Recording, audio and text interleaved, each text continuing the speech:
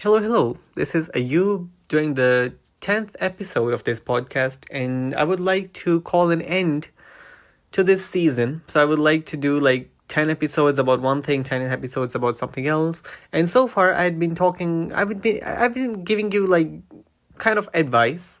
But I'm thinking that in the next 10 episodes, in the next season or season 2, I would love to focus more on stories. So they won't be random stories from my life, but still, like, they will have something that I learned from them or something that can inspire you, perhaps. So it will still be kind of advice, but like more in a story form. Because I love storytelling and I would love to share some of them with you guys. But for this last episode, I would like to talk about Metu and two things that I liked about Metu and two things that I didn't like about Metu. So let's just get into it. So the first thing that I loved about Metu, even before I came here, was the culture. I learned a lot about like the campus culture, about a lot of privileges that Metu students have, like freedom of expression, a lot of things that you cannot find in a lot of other Turkish universities, but something it's unique to Metu. It's really how can I say, valuable. But I really loved the culture. I really loved even like the little things. For example, if you guys haven't noticed, if you're not a music fan, you might have noticed that there's kind of like a rock culture in Metu. Like the music scene in Metu is predominantly it's rock. And being a fan of rock, I was really impressed by that. Um, then just like little things, not just very, I'm not talking about some macro cultural thing. I'm just talking about these little things in the daily life that really, really, that I really love. For example, even the club stands, like you got those club stands in every other place throughout the year, and then which brings me to the second thing that I really loved about Metu, and that was the societies.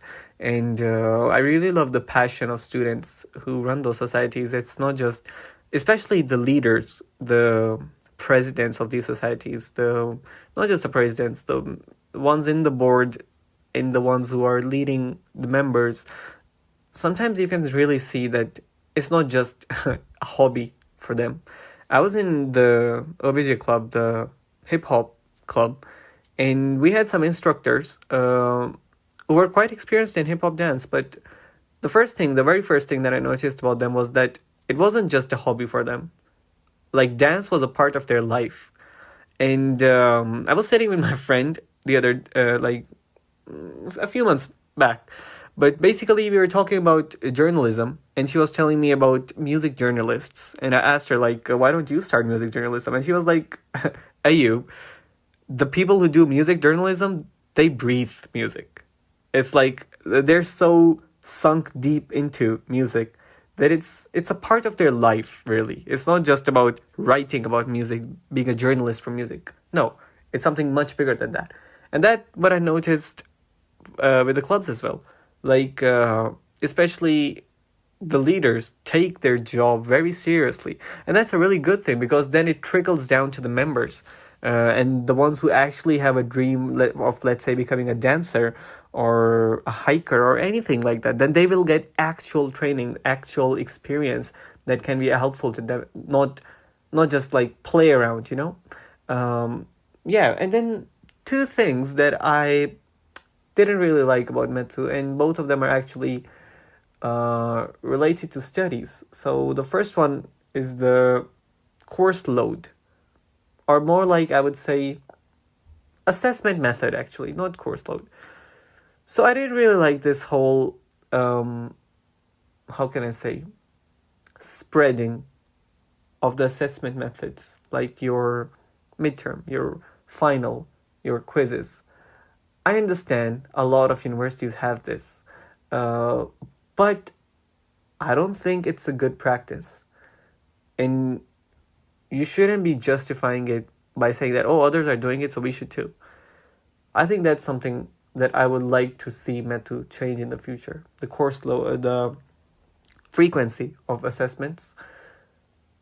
It can be easier And a lot of people also try to justify this by saying that that is the reason why METU graduates are valued throughout Turkey.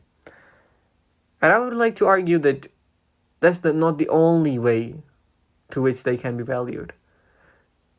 The value of a graduate also depends on the value that they can provide as a graduate. So, depending on the knowledge that they have, and depending on the practical things that they know, they can still have value. It doesn't mean that you have to test them on such a hard scale. I've seen a lot of students who took years to graduate from METU, and I don't think that's something we should glamorize. It at the same time, I know a lot of students get comfortable. I'm one of them. But at the same time, I feel like if this thing wasn't very prevalent, this whole assessment thing, then I think even people like us would have graduated earlier. And the second thing is unnecessary subjects. Now I know this is a very controversial opinion, but I feel like because a lot of people have defensive points against it, but personally I feel like there are some unrelated subjects in many programs. For example, computer students taking biology. Now you could argue that, oh, it would be helpful to them later on. Okay, but then they can study it later on. A lot of job skills that are required by entry-level jobs even are not taught in university.